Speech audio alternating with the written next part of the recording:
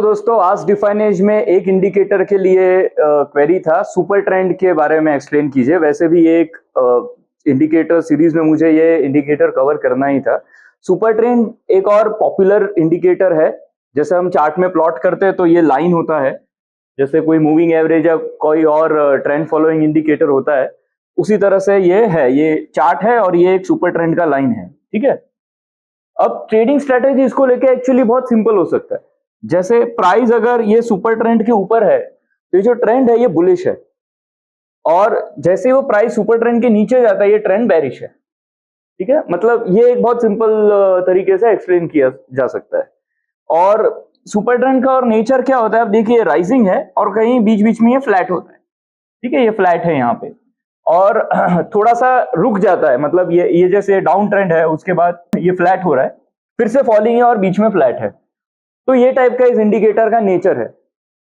तो नॉर्मली एक अच्छा ट्रेंड फॉलोइंग इंडिकेटर है। मतलब इसमें होता क्या है कि जब स्ट्रॉन्ग ट्रेंड होता है तो प्राइस सुपर ट्रेंड के ऊपर रहता है। यहाँ पे हम कोई बुलिश पैटर्न्स रेफर कर सकते हैं, और प्राइस जब डाउन ट्रेंड में होता है तो सुपर ट्रेंड के नीचे रहता है, यहाँ पे बेरिश पैटर्न्स ट्रेड कर सकते हैं। एक और सिंपल स्ट्रेटेजी भी हो सकता है, एक ट्रेडिंग सिस्टम ही अपने आप में, कि प्राइस अगर सुपर ट्रेंड के ऊपर है तो बाय करो और सुपर ट्रेंड के नीचे है तो सेल करो। तो इसको SAR बोलते हैं, स्टॉप एंड रिवर्स। मतलब बाय किया और जैसे ही वो इंडिकेटर के नीचे गया तो एग्जिट भी कर दो और शॉर्ट भी कर दो, खास करके जो डेरिवेटिव ट्रेडर्स हैं। तो ऐसे ट्रेडिंग सिस्टम्स डिजाइन होते हैं इस इंडिकेटर को लेके। लेकिन ये इंडिकेटर बहुत इंटरेस्टिंग है। मैं क्विकली आपको एक्सप्लेन करता हूं कि ये इंडिकेटर बेसिकली है क्या। तो ये इंडिकेटर डिजाइन किया था ओलिवियर सेबान। ये बहुत ही सिंपल इंडिकेटर है, actually purely ATR based indicator है। ATR मैंने इसके प्रीवियस वीडियो में एक्सप्लेन किया है, राइट। ये वीडियो के डिस्क्रिप्शन में लिंक है, अगर आप जाके उसको देखोगे तो आपको डिटेल में एक बार मैंने ATR एक्सप्लेन किया है, वो समझ में आ जाएगा। तो बेसिकली ATR क्या होता है कि पूरे बार का आपका एक रेंज है, ठीक है। ये हाई प्राइस है बार का और ये लो प्राइस है, इसका रेंज है। अब मान लीजिए मैं ये कहता हूं कि ये बार का एक लेंथ है, मतलब एक बार यहाँ पे है, इसका हाई प्राइस है लेट्स से 1500 और लो प्राइस है लेट्स से 1450, ठीक है। अब ये उसका पूरा रेंज हो गया। अब मान लो ट्रू रेंज के हिसाब से जब हम ATR कैलकुलेट करते हैं तो वो हर बार का एक एवरेज रेंज लेता है, लेकिन जैसे इस बार का रेंज कितना है 50 पॉइंट्स, मान लीजिए ATR भी 50 पॉइंट्स है। अब ये प्राइस है, हम कहते हैं स्टॉप लॉस जो है ना, मैं ATR जितना ही लगाऊं, मतलब 1 ATR। तो ये 1500 अगर अभी का प्राइस है, मान लीजिए क्लोजिंग प्राइस भी है, तो यहां से अगर मैं स्टॉप लॉस लगाऊं तो बिल्कुल ये लो के बार पे ही आएगा, 50 पॉइंट्स होगा, ठीक है। तो फिर एक ATR शायद, एक ATR का वैल्यू शायद सफिशिएंट नहीं है, बहुत नजदीक हो जाएगा, बिल्कुल बार के लो पे आएगा और शायद स्टॉप लॉस बार बार बजेगा। हमें चाहिए कि हम ट्रेंड में बने रहे जब तक वो ATR के ऊपर है। अब बेसिकली ATR है क्या, वोलेटिलिटी है ना। तो ये बार का रेंज है, चाहे ये बेरिश बॉडी है, चाहे यहाँ पे बुलिश कैंडल है, चाहे नैरो है, डोजी है, जो भी, बट ये रेंज जो है वो 50 पॉइंट्स का है। तो ये रेंज जब तक एक्सपांड हो रहा है, मतलब रेंज एक्सपांड होने का मतलब क्या है कि रेंज बड़ा हो रहा है हर कैंडल में, तो ये ATR जो है वो इंक्रीज होगा। अब एक ATR सफिशिएंट नहीं है, तो मान लीजिए 2 ATR करते हैं, तो 50 इंटू 200, मतलब थोड़ा सा और नीचे यहाँ पे 100 पॉइंट्स का स्टॉप लॉस हो सकता है। मतलब 1500 है तो ये हो गया 1400 पॉइंट का 1400 पे स्टॉप लॉस बन जाएगा क्योंकि 50 इंटू 2।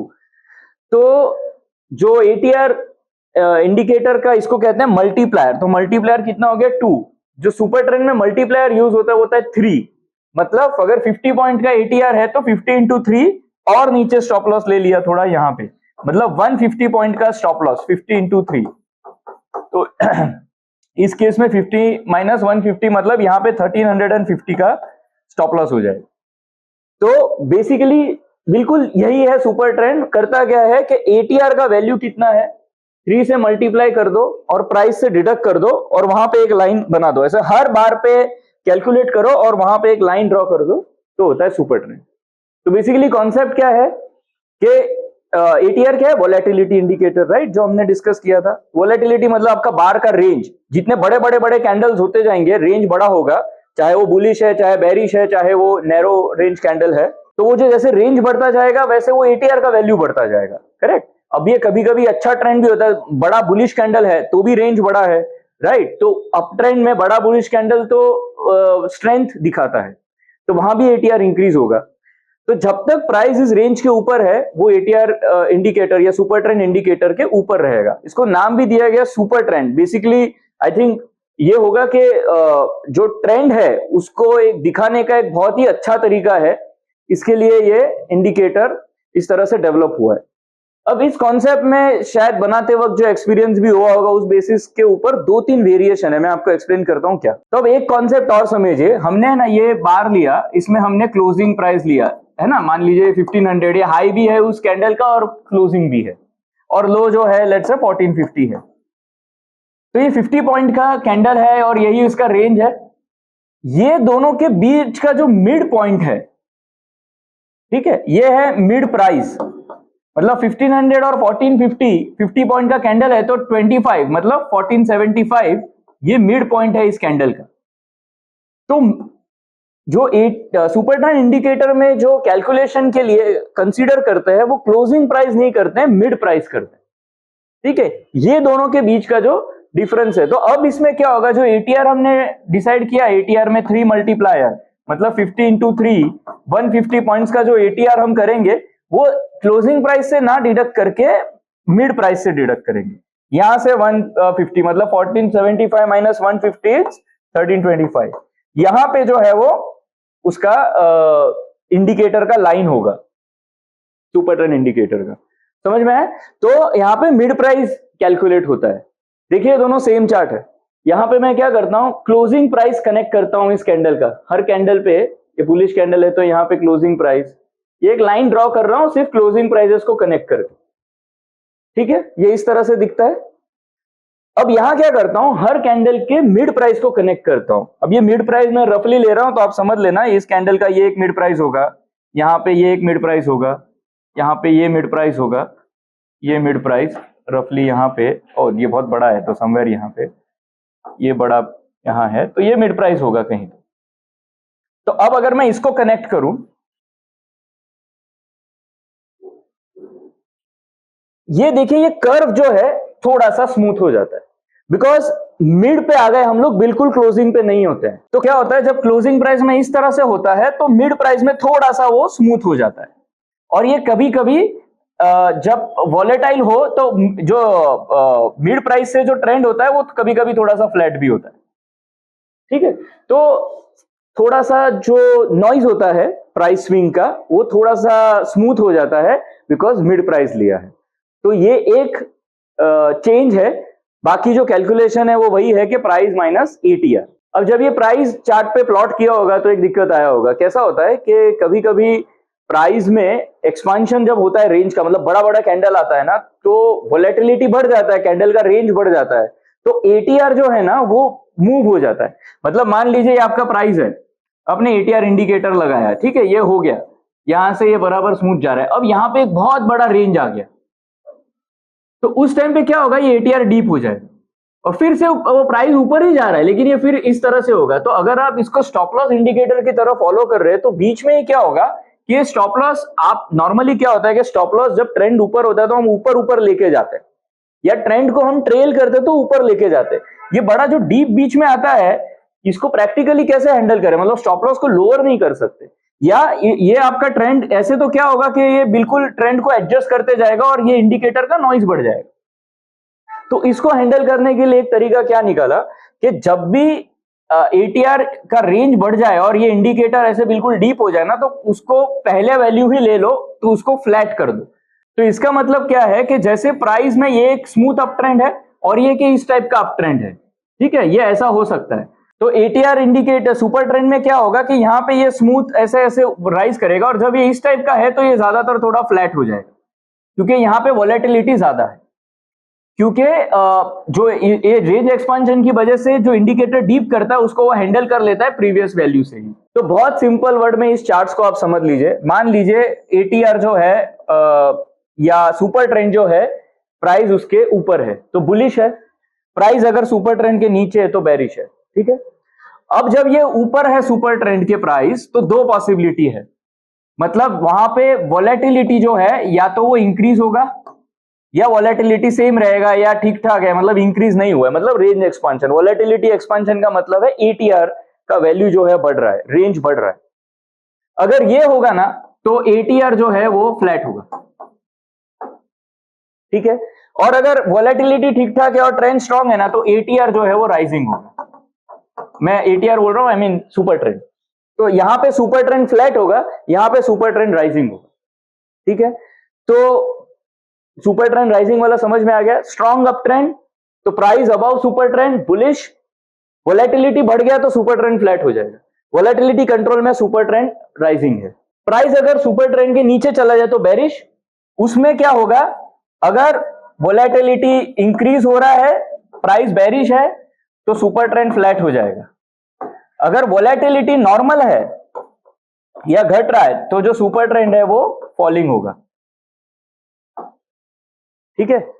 तो ये अगर आपको समझ में आ जाए तो यही आपका सुपर ट्रेंड का पूरा एक्सप्लेनेशन है। मतलब हाई वॉलेटाइल मार्केट में सुपर ट्रेंड फ्लैट हो जाता है, स्ट्रॉन्ग अप ट्रेंड में ये राइजिंग होता है, स्ट्रॉन्ग डाउन ट्रेंड में फॉलिंग होता है, राइट। ये है सुपर ट्रेंड इंडिकेटर। तो तीन चीजें हैं, पहला एटीआर बेस्ड इंडिकेटर है, दूसरा एटीआर में मल्टीप्लायर यूज करता है। तो जब आप सुपर ट्रेंड प्लॉट करते हो तो आपको दो चीज पूछता है, एक ट्रेंड और एक मल्टीप्लायर। तो ये मल्टीप्लायर है, एटीआर का मल्टीप्लायर है। डिफॉल्ट जो होता है वो 3 होता है, जो मैंने 3 आपको एक्सप्लेन किया। दूसरा होता है ट्रेंड, वो होता है नॉर्मली 10। तो जो एटीआर है वो 10 बार का वो इस इंडिकेटर में यूज होता है। तो 10 बार का एटीआर और 3 मल्टीप्लायर। तो ये एक हो गया, दूसरा मल्टीप्लायर हो गया, और तीसरा है कि वो वॉलेटिलिटी से एडजस्ट करता है। तो बेसिकली ये जो इंडिकेटर है, प्राइस अगर सुपर ट्रेंड के ऊपर है तो बुलिश है, वॉलेटिलिटी बढ़ गया तो फ्लैट हो जाएगा, नहीं तो राइजिंग होगा। प्राइस अगर इंडिकेटर के नीचे है तो बेरिश है, वॉलेटिलिटी बढ़ गया तो फ्लैट होगा, नहीं तो फॉलिंग होगा। तो अब ये सुपर ट्रेंड अब आपको वैसे तो वही चीज है, लेकिन अब आप सोचोगे तो थोड़ा समझ में आएगा कि यहाँ पे जो है रेंज एक्सपेंशन हो रहा है तो ये फ्लैट हो रहा है। यहाँ पे देखिए लाइन फ्लैट है, मोर और लेस मार्केट थोड़ा वोलेटाइल है या डाउन ट्रेंड भी है तो रेंज बढ़ रहा है। तो होता क्या है कि जब वोलेटाइल होता है ना, इसका मतलब क्या है कि ट्रेंड एकदम स्मूथ नहीं है, क्लियर नहीं है, राइट।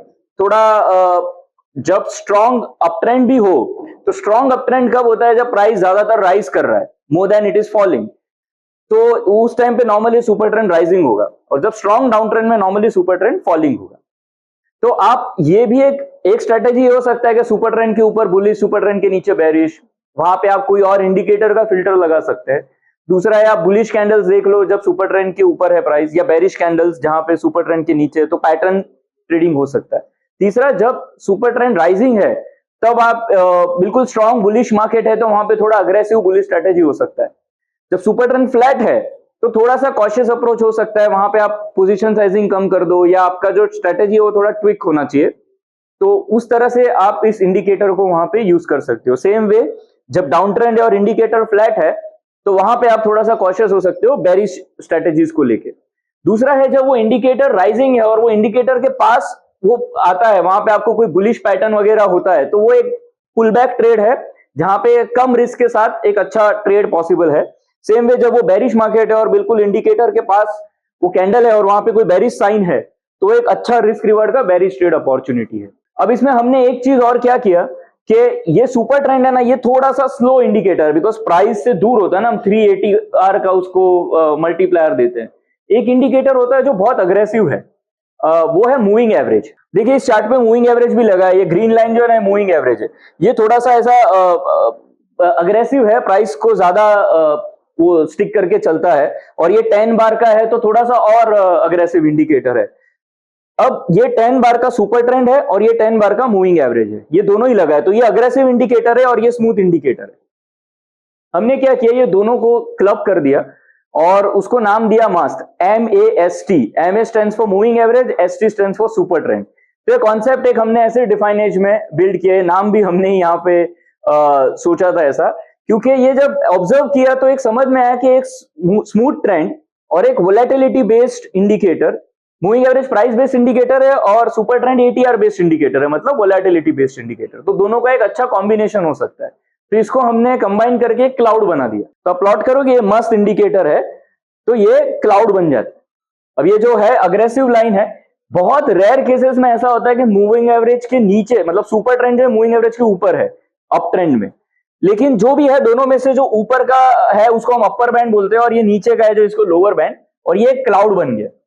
तो अब जब ये प्राइस क्लाउड के ऊपर है मतलब वो सुपर ट्रेंड और मूविंग एवरेज दोनों के ऊपर है, वोलेटिलिटी बेस्ड इंडिकेटर और अग्रेसिव इंडिकेटर प्राइस बेस्ड दोनों के ऊपर है। और जब ये क्लाउड के नीचे है तो ये दोनों के नीचे है, तो एक तरह से बिल्कुल स्मूथ एक ट्रेंड कैप्चर होता है। और जब ये विद इन क्लाउड्स हैं इसका मतलब है ये मूविंग एवरेज के नीचे है लेकिन सुपर ट्रेंड के ऊपर है। ये विद इन क्लाउड में मूविंग एवरेज के ऊपर है लेकिन सुपर ट्रेंड के नीचे है, मतलब ओवरऑल ट्रेंड डाउन है लेकिन बीच में जो मोमेंटम है जो price based short term indicator है वो उसके ऊपर है यहाँ पे। तो विद इन क्लाउड जब है तो यू कैन बी कॉशियस, लेकिन एट द सेम टाइम यहाँ पे थोड़ा पुल बैक ट्रेड अपॉर्चुनिटी भी होता है। जैसे यहाँ पे अगर कोई बुलिश कैंडल है लेकिन विद इन क्लाउड है मतलब ओवरऑल ट्रेंड अप है तो यहाँ एक bullish risk reward trade possible है। तो मस्त इंडिकेटर्स पे कुछ ऐसे कुछ स्ट्रेटेजीज हमने बिल्ड किए।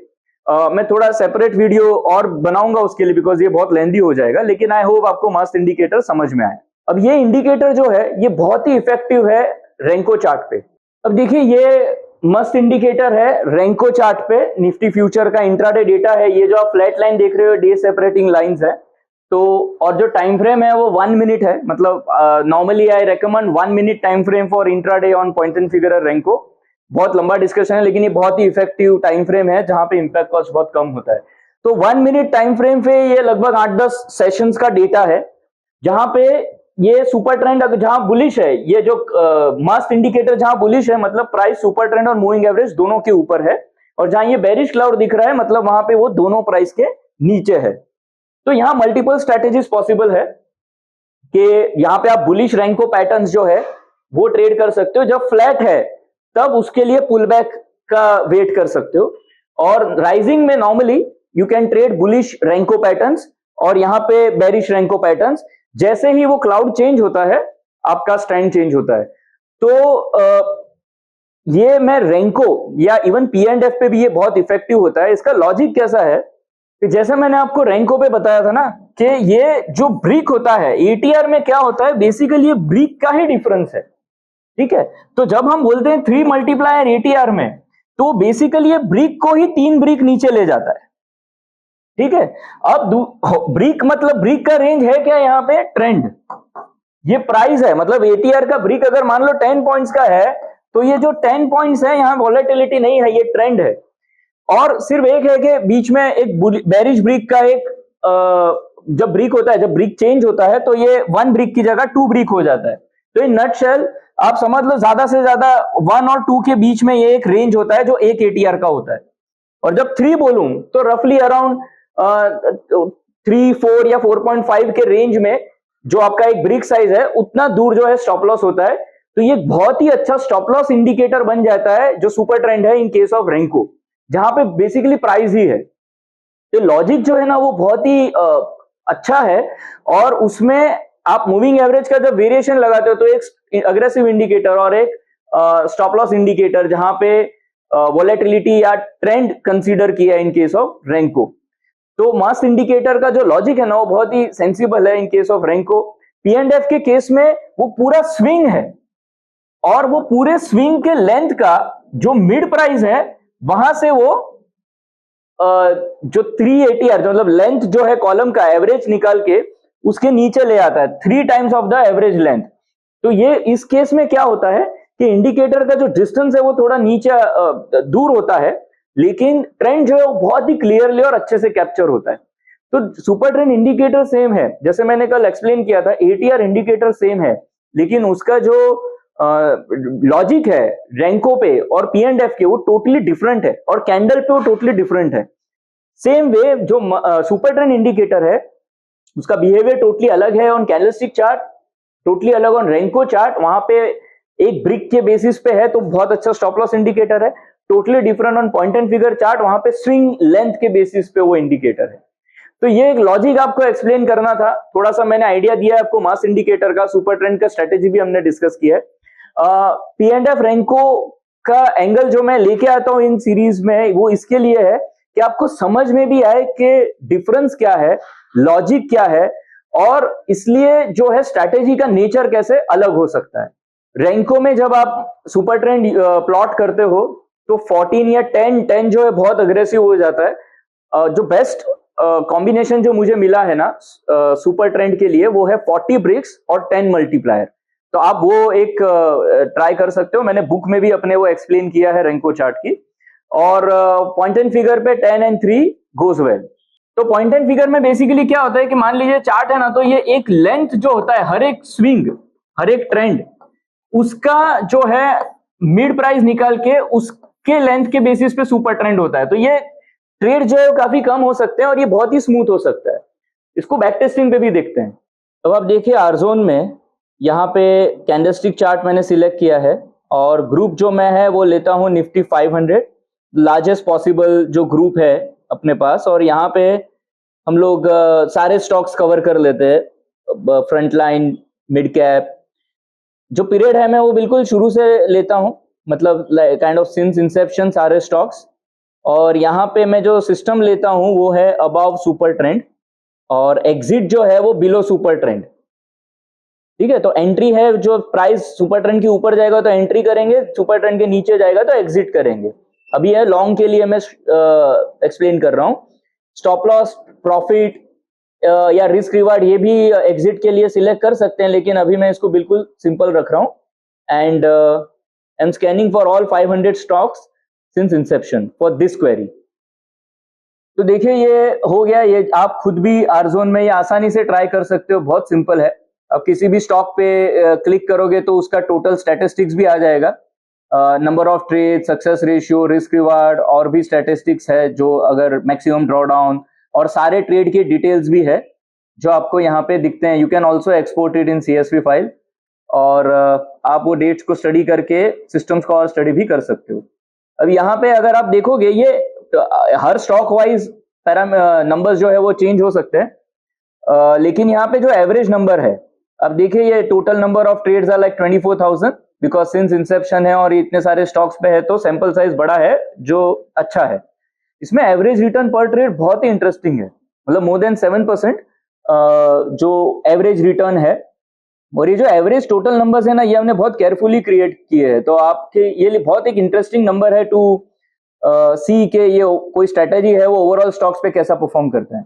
जो ये हिट रेशियो है ऑन एन एवरेज अबाउट 42% है, विच इज रियली गुड। मतलब ये एवरेज रिटर्न ट्रेड पे, और रिस्क रिवार्ड है इज लाइक 1:3.5। तो एक्सपेक्टेंसी जो है उसका 0.92, ये बहुत अच्छा है। एक्सपेक्टेंसी अबाउ 0 अच्छा होता है, पॉजिटिव एक्सपेक्टेंसी नॉर्मली हम सिस्टम में देखते हैं। तो ओवरऑल इंडिकेटर अच्छा है। कुछ स्टॉक्स में ये स्ट्रेटेजी बहुत अच्छा चल सकता है, और अगर आप को ऐसा लिस्ट ऑफ इंस्ट्रूमेंट चाहिए जहां पे ये स्ट्रेटेजी बहुत अच्छा परफॉर्म किया ओवर अ टाइम, तो एक्सपेक्टेंसी को जस्ट सॉर्ट कर दो और जो हाईएस्ट एक्सपेक्टेंसी जिस स्टॉक्स में है वो ऊपर आ जाए, तो आपको ऐसे स्टॉक्स मिल जाएंगे जहां पे ये स्ट्रेटेजी बहुत अच्छा परफॉर्म किया है। एक तो टॉप 15 या 20 स्टॉक्स का आप स्ट्रेटेजी ग्रुप बना के, या जितने भी नंबर्स ऑफ स्टॉक्स आप चाहे उसका ग्रुप बना के ये स्ट्रेटेजी के लिए उन पे स्कैनर रेगुलरली रन कर सकते हो। तो एक तरह से आपके पास ऐसा यूनिवर्स ऑफ स्टॉक है जहां पे वो स्ट्रेटेजी बहुत अच्छा परफॉर्म किया है। अभी यहाँ पे मैंने सिर्फ सुपर ट्रेंड लिया है, आप इसमें और भी इंडिकेटर्स ऐड कर सकते हो, स्टॉप लॉस टारगेट क्राइटेरिया भी डाल सकते हो, and you can make this strategy even better.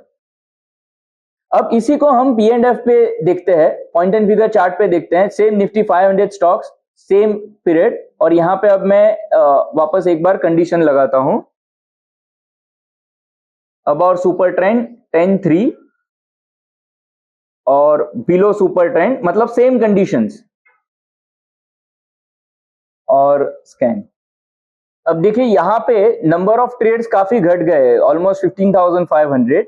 Average return trade almost 12%, मतलब सिग्निफिकेंटली इंक्रीज हो गया। रिस्क रिवार्ड ट्रेड भी इंक्रीज हो गया 1:4, मोर देन दैट, और एक्सपेक्टेंसी इज अबाउट 1.27। ये एवरेज जो है ये ओवरऑल बढ़ गया बिकॉज नॉइज जो है वो कम हो गया इंडिकेटर का भी, और प्रोडक्टिविटी ऑफ ट्रेड जो है वो इंक्रीज हो गया। यहाँ भी आप एक्सपेक्टेंसी को सॉर्ट करके ऐसे स्टॉक्स आइडेंटिफाई कर सकते हो जहां पे ये स्ट्रेटेजी बहुत सुटेबल है। इसमें एक्चुअली अगर आप पॉइंट एंड फिगर के पैटर्न्स ऐड कर दोगे इसके कॉम्बिनेशन में, तो ये स्ट्रेटेजी का परफॉर्मेंस और बेटर हो सकता है। तो ये तो जस्ट आपके आइडिया और रेफरेंस के लिए है, इसमें और वेरिएशन करके आप इसके जो इसका प्रोडक्टिविटी है वो इंक्रीज कर सकते हो, लेकिन ये एक डेटा है जो आपको शो कर रहा है कि ये जो इंडिकेटर है ओवरऑल इसका परफॉर्मेंस अच्छा है और ये वर्केबल है। तो बेसिकली मैंने आपको डेटा शो किया कि कैसे वो उसका परफॉर्मेंस रहा ओवर अ टाइम। हालांकि वो एक जस्ट सिंपल स्ट्रेटेजी है to give you an idea. इसके ऊपर बहुत वेरिएशंस पॉसिबल है जिससे ये परफॉर्मेंस इवन बेटर भी हो सकता है। और जो मेरा पर्सनल प्रेफरेंस है कि प्राइस पैटर्न्स के साथ किसी भी इंडिकेटर को अगर आप फिल्टर करो तो परफॉर्मेंस और बेटर हो सकता है ऑफ प्राइस पैटर्न्स और ओवरऑल ट्रेड्स। और अलग अलग चार्ट्स में इसके डायनामिक्स अलग है, कैंडलस्टिक में ये अलग है, पॉइंट एंड फिगर में अलग बिहेव करता है, रेंको में ये अलग है। और आप इसको आरजोन में ये सारे स्ट्रेटेजीज को अलग अलग टेस्ट करके and then you can design your strategies accordingly. तो हमने इंडिकेटर को समझा, उसका लॉजिक समझा, उसको चार्ट्स पे ऑब्जर्व किया, स्ट्रेटेजी डिस्कस किया और डेटा भी स्टडी किया। ये इसलिए कि आपको ओवरऑल एक अंडरस्टैंडिंग बिल्ड हो। और ये जो हम इंडिकेटर्स डिस्कस कर रहे हैं इसके बेसिस पे बहुत सारे ट्रेडिंग स्ट्रेटेजीज पॉसिबल है जिसके ऊपर हम और अच्छे से डिस्कशन करेंगे। एक तरह से ये थोड़ा जो नॉलेज है हम लोग बिल्ड कर रहे हैं और डिस्कशन कर रहे हैं ताकि हम आगे जाके ना ये चीजों को एक समराइज कर सके कहीं ना कहीं। और मुझे एक दो और इंडिकेटर्स के ऊपर भी थोड़ा डिस्कशन करना है जो मैं अगले सीरीज में करूंगा। और भी बहुत सारे क्वेश्चंस है आज डिफाइन एज में, तो मेरे पास है वो पूरा लिस्ट, एक एक करके हम ये वीडियोस में डिस्कस करेंगे। अगर आपके पास कोई भी और क्वेरी है, कमेंट है या आपको चाहिए कि मैं किसी चीज के ऊपर वीडियो बनाऊं तो प्लीज आस्क डिफाइन एज में आप हमें टैग करके इस वीडियो के नीचे या कहीं भी सोशल मीडिया पे आप वो कमेंट डालें, हम जरूर बनाएंगे उसके ऊपर। Thank you for your time.